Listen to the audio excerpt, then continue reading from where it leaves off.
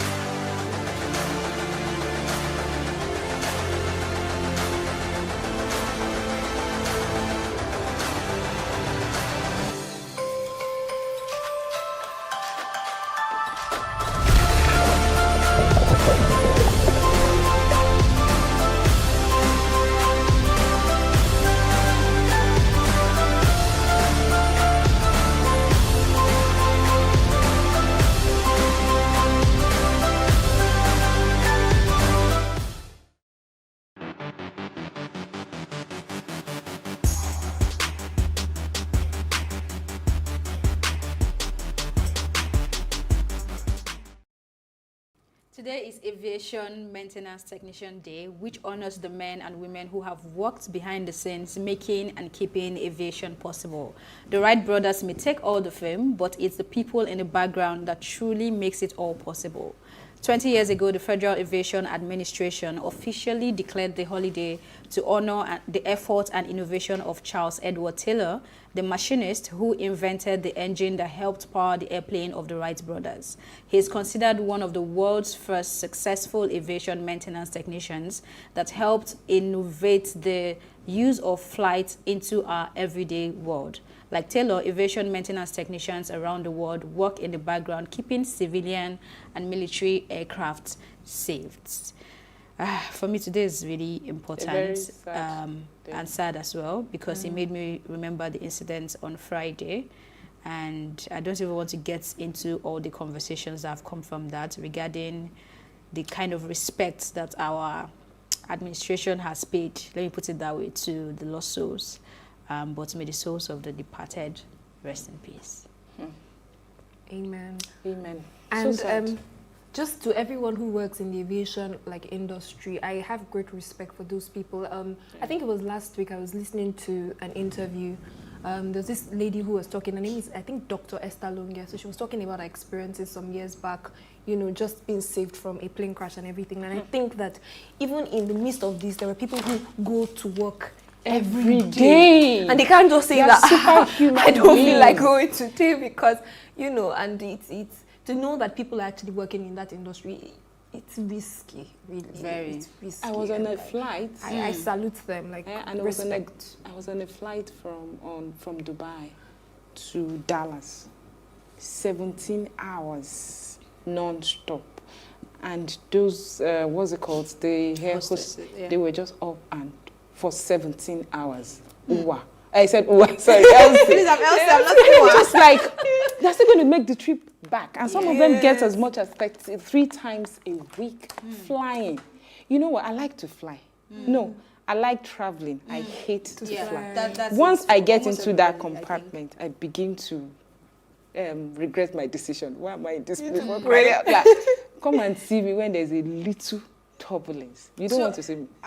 Hey, I will be shaking. Prayer. So it's funny how I actually wanted to be an air hostess. Are you I think a lot of young people actually thought that way. Like, oh, it was so glamorous. Nice. Look at how glamorous. Look at their uniforms and everything. Look at how how they speak. It just sounded. You know where I really always like to be when I come down and they're passing through immigration with their boxes. Especially the international flights, or those pilots. It's very time consuming as well. Yes, it is. But anyway, moving on from that, happy World Aviation Technician Day.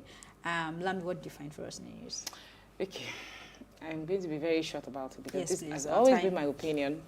There's a motion currently in the House of Representatives to eradicate totally the NYSC scheme. That it was outdated, its existence, there's no need for it, and I totally support. Why? I have always said that because part of why it was established, I think, has been defeated. National unity and integration and all that. It's costing lives. I can't count the number of people. And it's costing lives because of the insecurity, right? No, not even that alone. Accidents and all that. And most of them, when you go to a village where you see all these youth corps members posted to, when any violence ensues, they are always the first target. You know, people lose their lives a lot. So I don't see the essence of just 1 year of waste. And look at how much they are paid and all that. So I think it's a waste as far as I'm concerned. Well, this is one topic that is close to heart to me. I never served. Thank God I don't have to. I did it in Lagos. Thank God I don't have to. But I went back to read up on why it was created. And like you said, it's to foster unity. And the aim at the time was working. I at least it worked for some years until we got it wrong, which is how we've been getting almost everything wrong in recent times.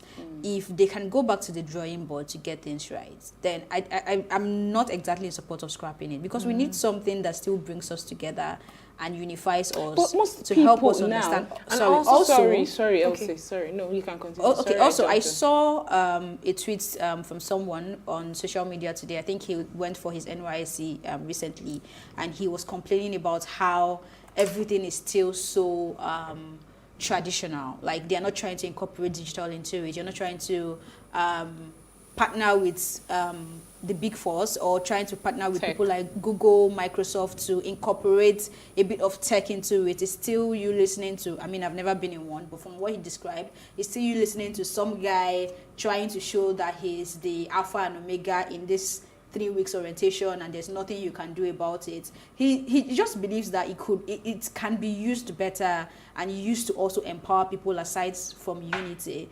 So now that I'm talking about it, I also know within me that with the country and the leadership that we have, it's almost impossible to achieve everything that I'm saying. But I don't know. Even Scrapping this it is fostering not- national unity now, because of the state of the security architecture of Yes. the country, a lot of people are now being sent to their own geopolitical zone. So what's the exercise? Okay, So but what do if you I'm a think- Yoruba girl and I get sent to Ondo State, what have I achieved? Well, what do you think about making the NYC optional as opposed to scrapping it? You know, Why it- do you it want is- it to go through? You know, it is Well, compulsory anyway, as it because is of now. time, though, Okay, I we'll know have we need to go run into now. your All right. story. What did you find for us? Okay, so my story says that INEC says that the attacks on their facilities are now a case of national emergency. Just yesterday, about 3 of their facilities, I think in Imo, in Enugu and Anambra, were attacked. And the Enugu state was the INEC headquarters in Enugu state, and I think it was burnt. So it was really in a bad state, and they're calling for something to be done about it, because it's now becoming a case of national emergency. Why would anyone Ah. decide to be attacking INEC facilities, if not that they've started playing 2023 politics from now? No, I completely disagree So what's with you, happening? Elsie. What I am saying is definitely it's from my pub. They are trying to make a statement. Don't forget they started with the police stations. Now they have moved. They're just trying to send a strong signal to the government Have of they their come out to claim responsibility of this one? They don't have to, but we know. The southeast was generally very, very calm and peaceful until some very few recent months ago. Do you understand? What the government needs to do is just to call these people to the negotiating table. The way they are labeling them terrorists, going with maximum force is not going to solve anything. But let me, another thought here. You know that, for example, the INEC office in Anambra, I think it's November, that the governorship election in Anambra is coming up. And in 2019, there were actually cases, I can't remember which states, I where know overnight. I know INEC offices have always been So burned. But INEC in this offices- case, in this recent time, they've stopped. Suspect. I can tell you without any Until fear. they come out to claim. No, they don't have to. They are sending strong signals to the government. And what the government is supposed to do is just to negotiate with them, right? Yes, and as far as I'm concerned, the Southeast, people of the Southeast they've not been treated fairly in this country. There's no equality. So if there are some people that are advocating to disintegrate from the country, I don't see, why are they terrorists? Why are you labeling them terrorists? I think they should come to the round table and have a conversation. And the force is too much. The maximum force is too much. It started from Imo, Olu, and it wasn't stemmed in the tide. So it definitely is going to spread. And unfortunately, we do not have any center. There's no government in the center. Okay.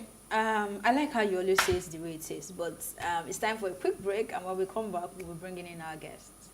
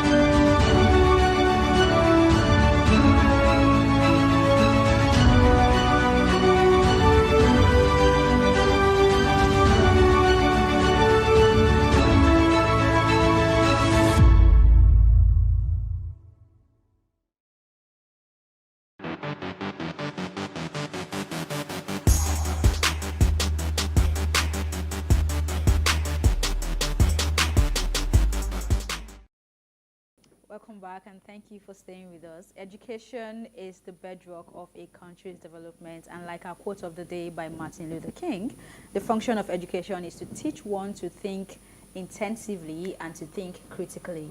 Intelligence plus character, that is the goal of education. And as Mandela said, education is the most powerful weapon which you can use to change the world. It helps people become better citizens, get a better paid job, shows the difference between the good and the bad, shows us the importance of hard work, and at the same time helps us grow and develop. Many are of the opinion that if Nigeria will solve the apparent problems in her education sector, the solution have to be largely unconventional, tailored to specific problems, and with the use of technology.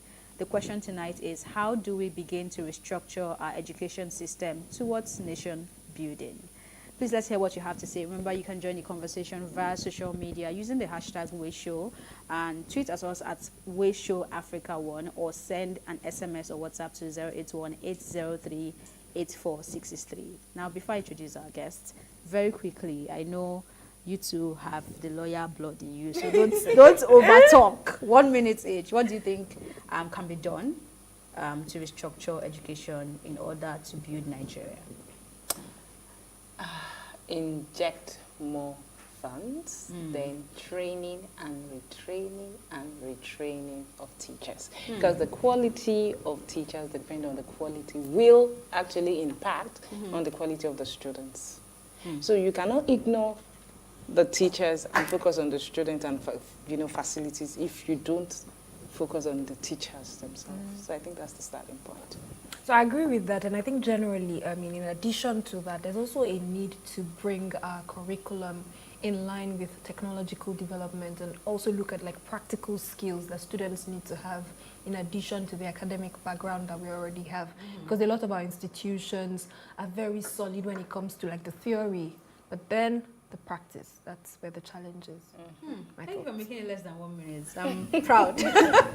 So our guest today is Dr. Tunji Adegbeson, who is the founder and CEO of Gidi Mobile Limited. He's globally respected as one of Africa's top scholars of competitive strategy, as well as one of her leading experts on the mobile telecommunications industry. A recipient of multiple awards, he has been invited to speak at knowledge events in more than 20 countries across 4 continents. He is a startup mentor for the Google for Startup Accelerator, as well as for the Founder Institute. He is a philosopher, a student of culture and geopolitics, has native fluency in English and Spanish, and basic literacy in French, Yoruba, and Catalan. Hi, Dr. Adegbeson. Hello. You should start. You should speak some Catalan. Some Catalan. When you were So reading out his profile, I had to taking a summarize second that look profile. like, His profile okay, all is- the way, all in one person. Okay. You need to see the bigger profile. Wow, that's impressive. imagine. Yeah. That's just grammar. It's paperwork. Okay. So I know you have worked in the education sector for a while, and you've also tried to bring in technology into this space. Not tried, you have brought in technology into this space. When you heard that you'll be speaking on restructuring education towards nation building, what was it that came to mind? What came to mind? So firstly, thanks for having me. Real pleasure being here. And well, to be honest, what came to mind was, wow, where will we start? Because I think education is a technical issue. Many people tend to not realize that. So it's a large faculty in the university with lots of departments and lots of areas. So there's a technical aspect to education, there's a systemic aspect to education, and then so fixing it is complicated because there are many parts and everybody will point at one part, and you really can't not do all parts, So what I was thinking about was, where will we zero in? Basically, what major issues will we focus on? What will be the key takeaways? Because there are many aspects to it that we can talk about. So I would just follow your lead, or and also focus on areas where you want us to focus more. But it's a large thing. I like to think of education in terms of 4 things typically. So the institutions, the educators, the learners, and then socio-cultural context. So like 4 areas where I put everything. Then you have the sector itself, which is multinational level. And about each of these 4 plus 1, there are many things one can actually say. I think I agree with him about it being such a large. I think the topic is so large. I don't even know where to start from. So, where would you start from? Like, if you were to fix the education problem in Nigeria, where would you start from? Okay, so I've given quite a bit of thought to that because I have friends that work in education, and we actually have an education collaborative for innovation and that kind of thing. And to be honest, I think we haven't done enough coordinative work. In general, in Nigeria, I tend to prefer that, let's say sometimes I feel the government should give us space to innovate. Let me not say leave us alone. Okay. But there's some times that you need an overarching kind of framework to guide everybody. And I'll give you an example. There's a difference between an accounting company, an accountant, an auditor, and the accounting profession. Okay. So if you think of one firm, an accounting firm, their objective is to do a good job for their clients, get paid, pay their salaries. But you need the audit and accounting profession to ensure that investors as a whole, the country as a whole, when you hear a company say something, you can be sure that what they're saying is actually true because it's been audited. So for you to have that sort of ecosystemic action, you will say all accounting firms do this. And then there's another space where accounting firms on their own choose what to do. So education requires a plan. We don't have a thorough national education policy. And I say thorough because I typically say we don't have. But my friends in ministry in Abuja will beg to differ. And there's a document we have, it's like a 20-something page document that is due for renewal. You need to look at India's national education policy. It's like a 200 or 300 page thing. And there you have to say, as a nation, what's our view of 2035? So we think 2035 is going to be skills driven, or 2035 is going to be AI, or is going to be no jobs, or is going to be nuclear holocaust, whatever you think about it. They now say, okay, we have children who are going to go through a system for 15 years so that those 2035 outputs, you start training them in 2020. So you now say, okay, given my view of 2035, these are the knowledge, skills, and attitudes they should pick up along the way. Therefore, at tertiary, do this. At national, or forget about tertiary, or have 2 tertiaries or 6 tertiaries. So we end up with an argument, should you have a polytechnic or a university? What does it really matter? It just depends on your view of the future. Is a polytechnic what you want for it? Yes, no. Is a university what you want for it? Yes, no. There are polytechnics in the UK up until about 92 or 95. They scrapped all of them, changed them to universities. In Greece, their engineering universities are polytechnics. In Turkey, the key thing for me is not the how, is what is, you need to know where you want to go. Then you need to start charting a course. And we've not had that discussion of where, and by the way, job creation is part of that. I said, what's the world going to be in 2035? Therefore, so there is that sort of coordinative part of the endeavor we've not done. And until we do that, you have each institution trying to optimize locally for parents and customers. And it's like each accounting firm doing its own job, but you don't have this systemic confidence in the investment sector because all accounting firms as a whole are going in a certain direction. So if as a carry-on question, what do you think is responsible for that? Why don't we have, because we have a federal ministry of education, we have state ministry of education, and even at the local government level, we have local government, policy on education. So what is the problem? Because I am aware that education is on the concurrent list. So the federal government can legislate on it and the state government can legislate on it. Why is everybody looking towards the federal government for something as simple as education? So, with this kind of answer, you have to answer very tactically. Because the answer pertains to actors that are currently available. The way it's set up, obviously, as you know, they're concurrent lists. And in general, secondary and below is more the domain of the states, okay? And then, which is the bulk of education, by the way. Yeah.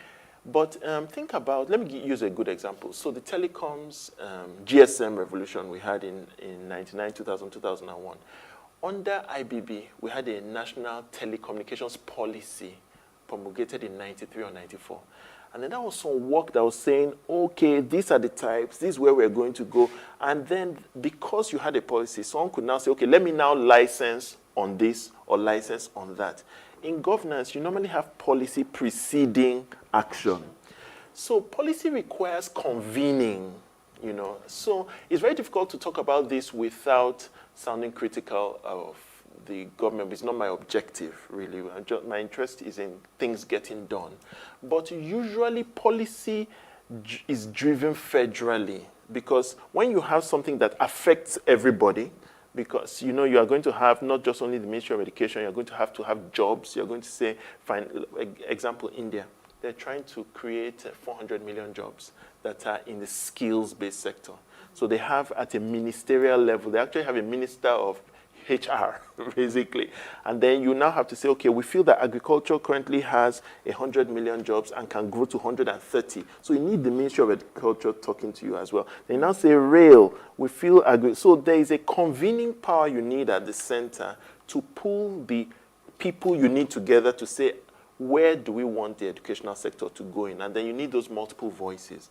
So if you don't see it as an important thing, you keep doing particular measures. Fund this one, buy a chair, buy a shoe, pay this teacher, train the other person. But all those things won't come together. It's a problem. Education has so many pieces, and you can keep doing disparate things without them all coming together. So I've been campaigning for a while and it's hard work. So to come up with a national policy of education, so India, there's now, I think this was a 10-year review. It's some work countries do it. You simply have to sit down. It will take you a year or two with brain power, and you sit down and do it. But education is not a very easy thing for political incentive, because education is not like a road. When you just build the road, you finish it in a year or two. You commission it in your own tenure. If you do something very deep in education, we'll see it 9 years from now. You won't really be there to claim it. Let's come back to the policy of education. Let's come back to the policy of education and what we have now, what is attainable. For me, it was very interesting to watch the drama that played out during COVID-19. I think I had a conversation with you as well during that period. And we could see some parts of the government. At first, everybody was saying, oh, we don't go digital. And then when the government said, oh, let's go digital, ASU said, oh, we cannot go digital. You know, it was really interesting to watch, yeah. So, not to take us back to what happened then, now that we are here now, and I think Nigeria is almost at the post-COVID era, really, if you want to be very honest with ourselves. How would you advise people in the system at the moment to make the best out of it, also using technological equipment that are available, whether from the parent side, from the student side, or from even I like that Lami talked about the crop of teachers we have as well. How can we begin to get quality at least? I know we don't have people that are looking at 35 years or 15 years from now, but we are here, we are now, want to be better. What would your advice be? Okay. Two areas of action in general: access and quality. So if you just focus on access and quality, you have a lot of work to do. When the administration prior to this one was building universities, right, there was a time some of my friends and I were like, why don't you fix the current ones and blah, blah, blah, until you look into the numbers. And you see that, so about 1.6, 1.7 million people will start taking JAMB right now. And in general, 1 in 5 can fit in university. So of all the people in SS3, even if everybody gets 400 over 400, only 500,000 can fit, right? So you can see that definitely there are people trying to get in. So it's not only a quality issue, because there's actually some people who don't fit. So you look at those two boxes. For the access, you start at primary. We have approximately 30 million children of primary school age out of school. So that's an access issue that is a stream of work. And say, okay, what can I do about that one? You probably need, I think tech can play a role there, because it's going to be very difficult to quadruple or to double the classroom space. So you can do some holding measures about taking the classroom to them. You know, you could say, okay, I used to know these figures by heart, but we've spent several trillion. So the vast majority of capital formation in education is on buildings, is on brick and mortar and furniture. So you could also say, okay, instead of spending all that money on furniture, what of on devices? But then you have to design it well and think about it. So that's an area of action. It's okay, this 13 million, how can we move the needle? And say, okay, from 13 million, let's move to, let's say, 7 million. You can't go from 30 million to 0, right? So that's on the access front. For the secondary school level, you have 10 million people in secondary school and 20 million in primary. So already, they cannot fit. So from the access point of view, you need more secondary school seats. And so you can think about how we're going to expand, how we're going to double this one in the next 6 years. Because this 20 million needs to go ahead, you know. And we have UBE, which says everybody has to do JS3. They don't fit. So access is a whole stream of work that does have infrastructure around it. But I suggest that we have to think beyond the infrastructure in terms of ways to do it, where tech can come in. Then quality has those 4 areas I told you, which is institutions, the educators, the learners, and sociocultural context. So for institutions, tech can help institutions be better run, right? So you go to a school that is a very expensive school that maybe costs $300,000-400,000 a term or something like that, and is very well run, right? And in fact, I know of some schools that may even outsource their management to a UK company or something like that. But you can get a school management software that costs 200 naira per student per term and replicates 60% of that British headmaster based on technology and process. So you can actually improve institutional quality using technology, you know. And so we could go on. So I think that my answer would be, apart from the overarching bring everything together, you have areas to start working on in terms of access and quality at each of the 3 levels that you could jump into. I want to disagree with him. Okay. We'll come back for you to disagree with him. Yes, Let's sir. go on a very quick break and we'll carry on the conversation.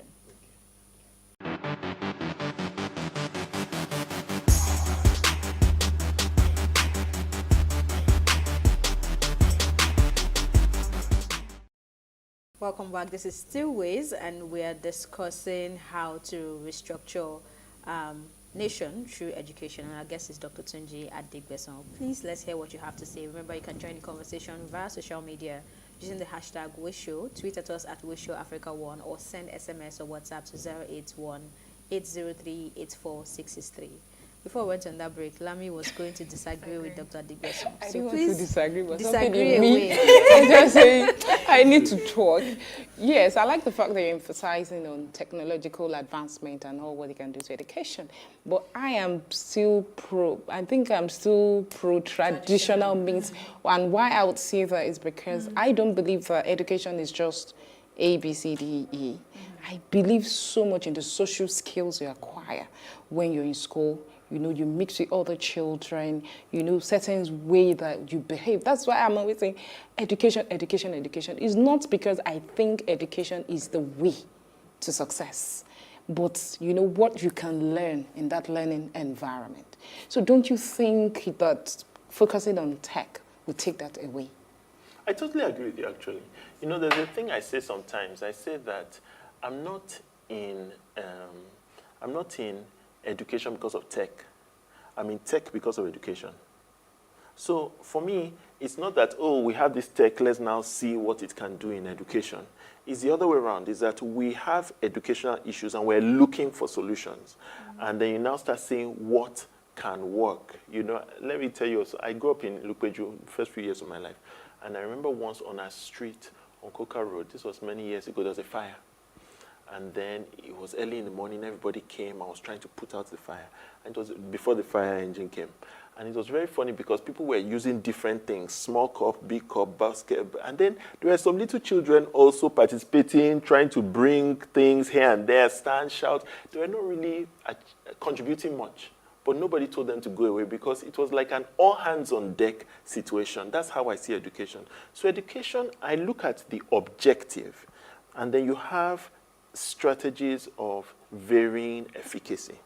Okay, so the ideal today, as we understand education. The deepest learning is maybe you would get Aristotle or one super professor to sit you down one-on-one and teach you in depth, at least from the learning outcome. But not everybody can have that, right? So I'm not certain that for the primary school and the secondary school, the current approach, I don't really think you should change it, right? But where I was going is, if you have 30 million people who are getting 0, and my option is giving them 0 or 50, I could give them 50 until I can get to 100, but not saying that 50 is the ideal. Yes, so you look at where can tech help, where is tech on its own a good solution. But even if we could replicate secondary and primary schooling entirely remotely, I personally think it would be a horrible idea, because between those ages of 5 and 13, for the development of muscles, calcium, they actually need to run. They need to talk to one another. You need to develop social skills. So going to school is a lot more than just going to class, right? So I totally agree with you that we should not just take tech and start moving with tech. We should take edu and say, what's the solution here? Sometimes it is train the teacher. Sometimes it is use tech. Sometimes it is spend more money, you know. But sometimes you say, okay, if I have 100 naira, what's the best I can do with 100 naira? If I just build one school, it can do 50 people. But if I do something else, it can do 5,000 people. If I had enough money, I would do all. But what's the smartest way to use the little money I have? I like where she has taken this conversation to, which basically exposes the limitation that tech could have as well, especially in a country like Nigeria. But we've also been having conversations regarding craftsmanship, skill-based education, and at the moment, I do not think that we are doing enough in that regard. We have NGOs and impact businesses that are beginning to train and rebrand the idea of being a plumber, I think we also have an initiative from Lagos State government we had on the show recently. So how can we look beyond the idea of a university or a polytechnic to get better education? Yes, that's why I start from saying, what's the world going to be?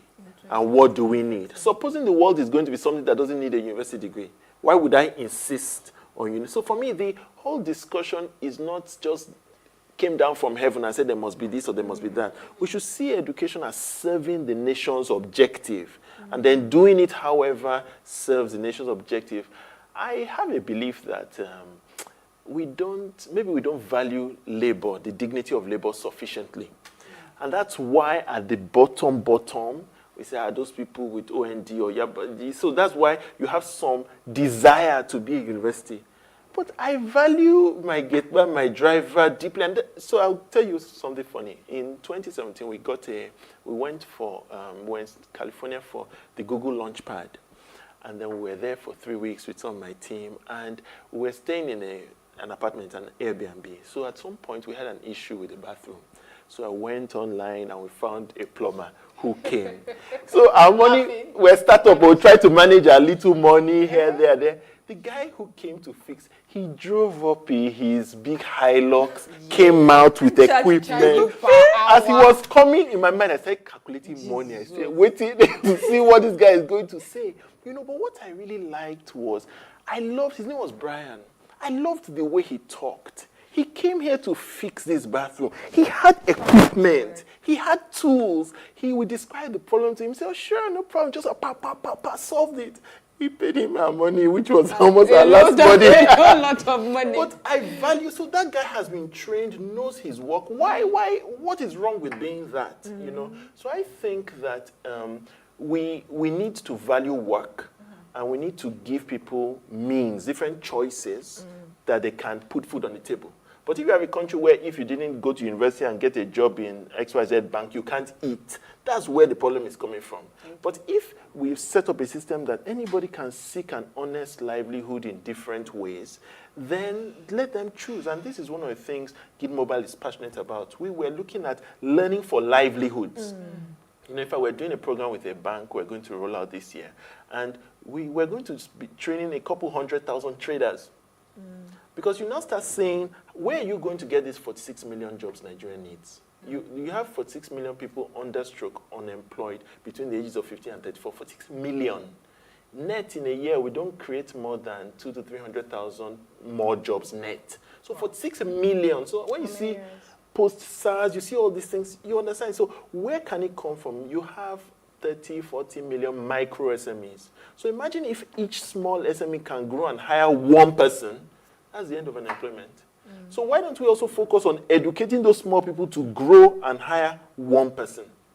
Then they need training. Sorry, I was just going to add to what you were saying about we looking down on labor in Nigeria. I think it stemmed from colonial days.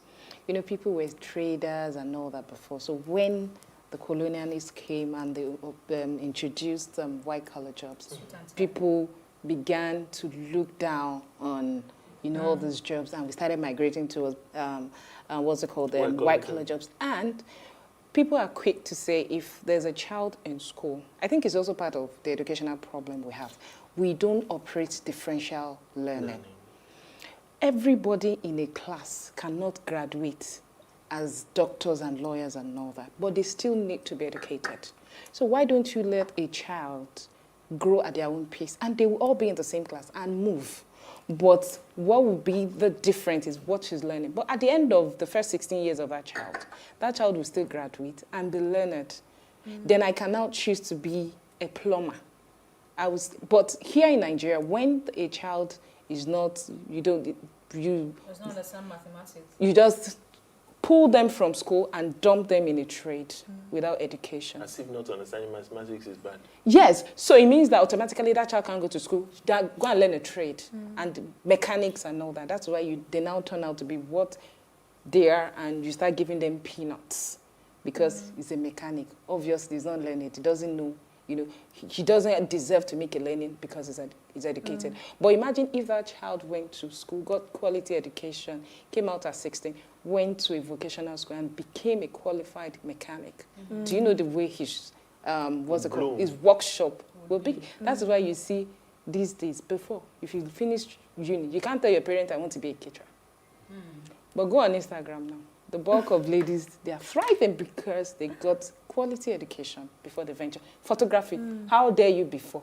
Tell your parents but that then you look at it, I want to be a photographer. You say, I want to but be these a days, photographer. look at the likes of T.Y. Bello. The only thing they've done differently is because of the education they have. Okay, so taking Okay. Yes, please. I was just going to come in a bit. Is it okay? Yeah, sure. All right, great. So I think that the conversation has largely like shifted, and because it is probably so wide that now we're not just focusing on formal education. You know, there's been a lot also.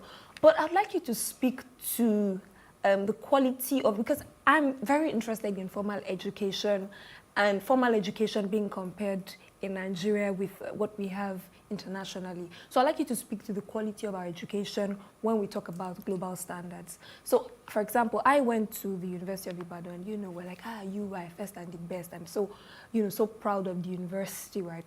But then sometimes you look at the rankings and then, you know, it still comes out as being the best in Nigeria, but then you look at the international rankings. Lami, don't do your face like that. Don't beef. But you look at the international rankings and you're like, so I know recently there's this story of this young lady who had great grades, and I think she was being headhunted by universities abroad. I think she had like really good GCSE or something. And, you know, it was all over. And then there's another story you wanted to take about a governor sponsoring people to another country. So it now looks as though if you can actually afford it, you know, the quality isn't good compared to like international standards. I'd like you to speak to the quality, like with respect to when you compare with international standard. What are we doing? What we're doing is we're not comparing to international standards, and I think there's no gainsaying the fact that we have quality challenges. I said that access and quality, and when you look at the institutions, when you are in the institutions, you see that we don't meet up. When you take human beings from that same institution and put them in another country, they thrive.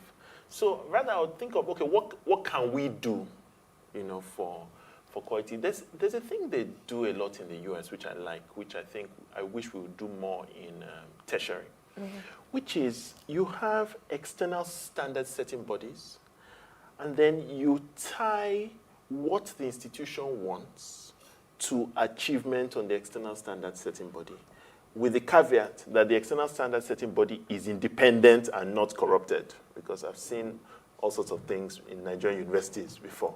So just imagine you have a situation where I am at Adetunji University, Faculty of Engineering, and I'm just doing my own thing.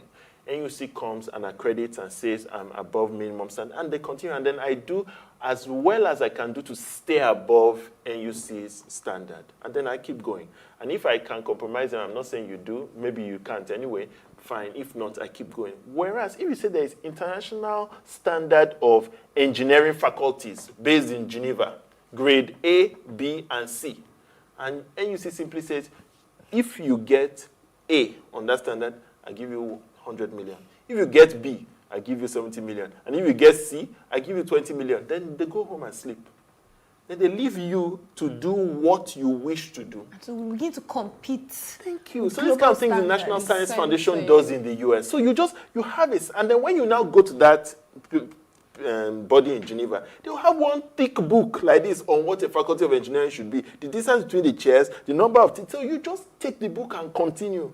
And then you follow. That's why once a standard is objective and neutral and global, because I always feel you have to copy first before you innovate. So if you want to make a car and you can't make basic car, you want to start making Mercedes, you are deceiving yourself. So first be able to accurately replicate Kia.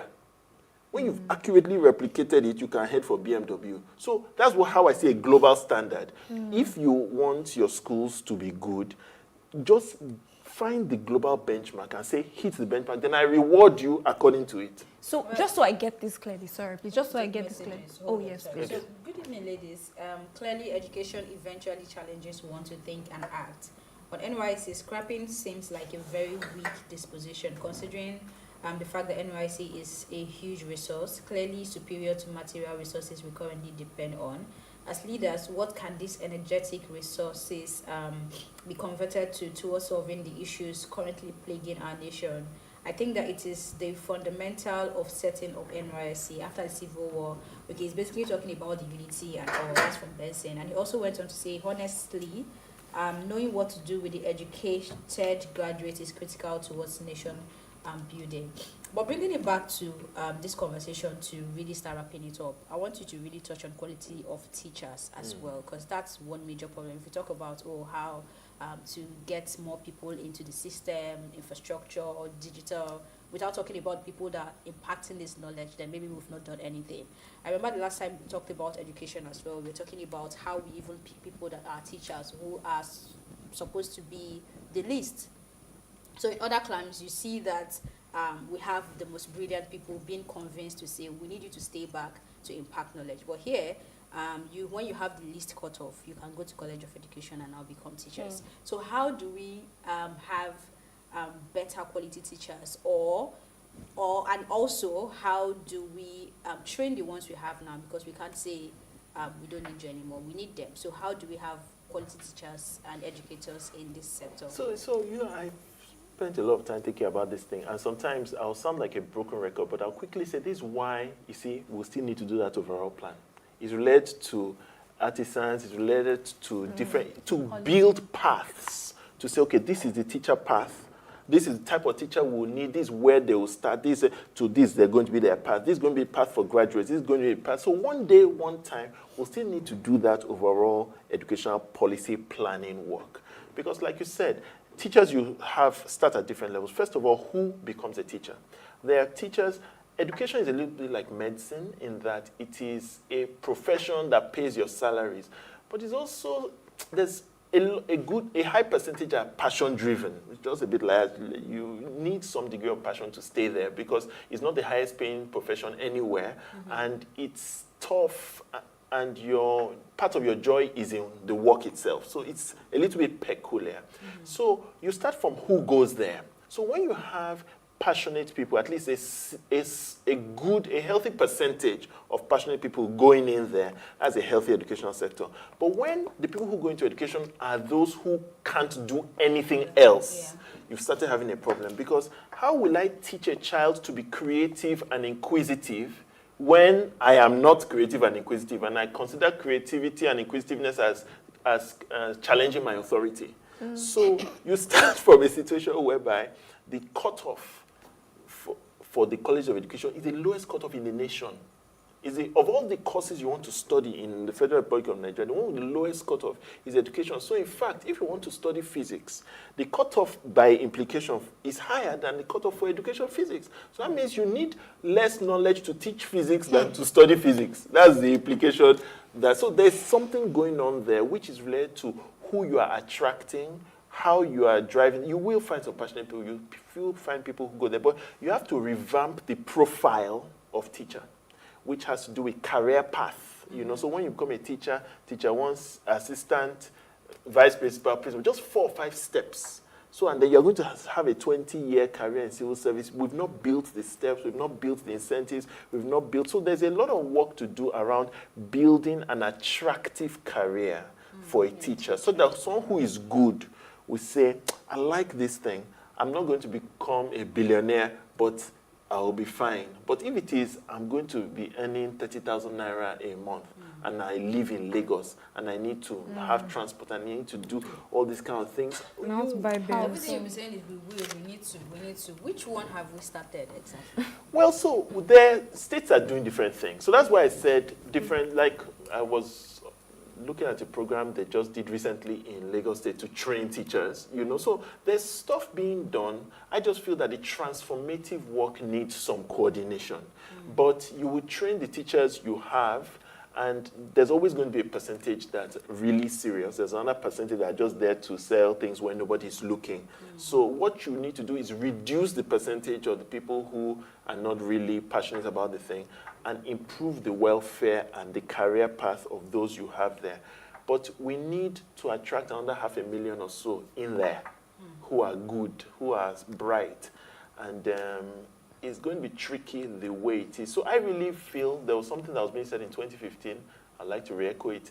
We need a state of emergency in that thing. I don't care whether we declare a state of emergency, but we as a nation need to, this education thing, we need to focus on it for the next year and find out where we're going with it. Can I quickly, except you're giving your thoughts, 1 minute each. So I was going to say, we are also a bit, everybody is responsible for the state of education, because we are all, we should see ourselves as stakeholders in education. And part of how we can do that is, I've looked at America and UK and all that. How do they get funded? A lot of them get funding from endowments. We must all, particularly the elite, must put money in education. Universities, they must have an endowment fund. That is where they get the bulk of their money, not from federal government and, from state government. They get their money, the bulk. Harvard has the highest number. In 1 year, they get up to like $40 billion of endowment. So why won't they produce the best students? So I think we all have to do that. We need to go. When you have money, please reduce your OWAM, baby. So let's. That's true. That's very profound. Up from primary Give the school. institution's homework and add money to the homework. Okay, Hit so these thank goals, you. take the money. Thank you for watching. And in case you missed today's quote, here it is again. The function of education is to teach one to think intensively and to think critically. Intelligence plus character, that is the goal of true education. And that's from Martin Luther King. And I hope that we've been able to enlighten you, and Olamide has been able to encourage you to invest in education. My name is Elsie Godwin. See you live tomorrow at 8 p.m. as we bring another great conversation to your screen. Bye.